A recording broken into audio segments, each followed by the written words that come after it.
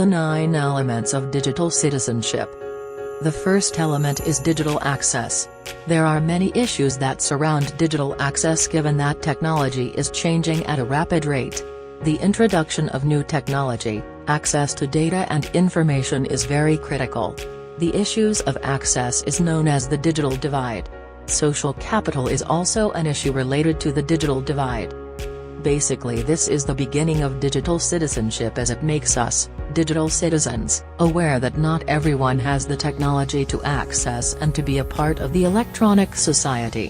What we have to do is to help expand this society and to make sure that everyone has the resource to access the electronic society so that nobody will be denied digital access. Digital communication. Communication methods and manners have changed rapidly in the last century. Digital communication is the exchange of information electronically. As digital citizens, we can communicate with each other at any time, and within seconds information is sent to many people around the world.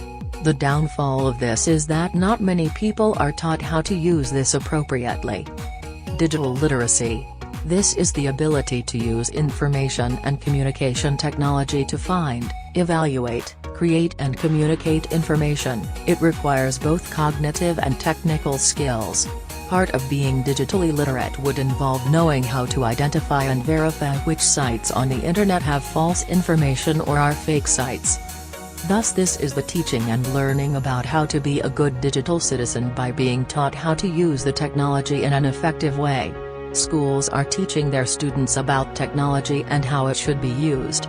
Also in the workplace, employees are being taught how to use technology as it is improving rapidly, thus employees need to keep up with the new technology in order to use it effectively.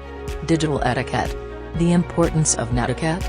Netiquette is even more important when we consider the longevity and the reach of the communication. A lack of netiquette can cause substantial problems in the workplace and schooling.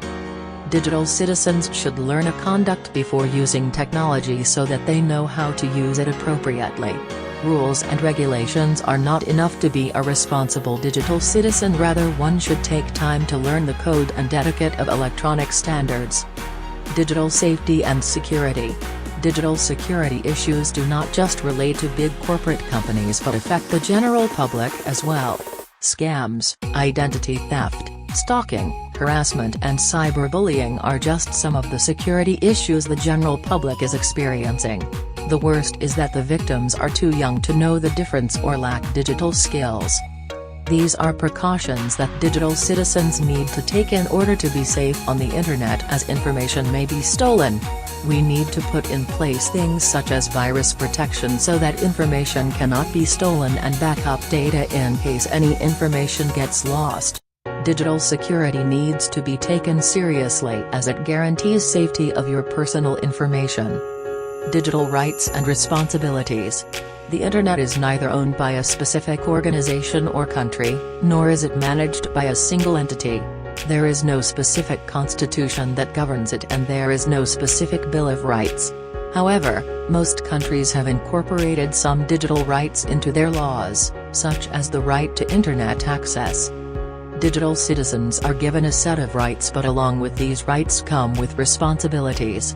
In order to be productive in society, these two areas should work hand in hand. Each digital citizen has a right and a responsibility which must be accepted and understood properly in the digital world. Digital law. It is defined as the electronic responsibility for actions, deeds which is either ethical or unethical. There are specific rules in a digital society that need to be followed in an ethical society. Digital citizens need to be aware of the laws as well as what is unethical, for example stealing other people's work and making it your own. Thus we need to be responsible in the way we work and play online. In South Africa there are digital laws such as the Electronic Communications and Transactions Act and the Protection of Personal Information Act.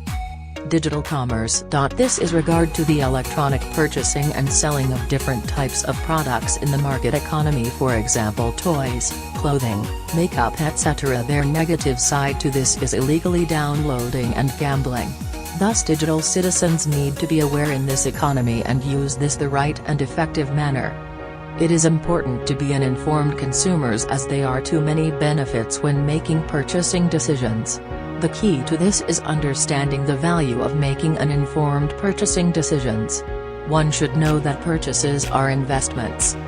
Lastly, we have digital health and wellness. The users of electronics should be trained and learn about the effects of being a digital citizen, such as internet addiction. One should learn how to deal with the different kind of dangers of technology in order to protect themselves from, for example, addiction of the internet or the damage that computer screens may do to one's eyes. I hope you have enjoyed this video about the digital world. Thank you for watching, my fellow digital citizens.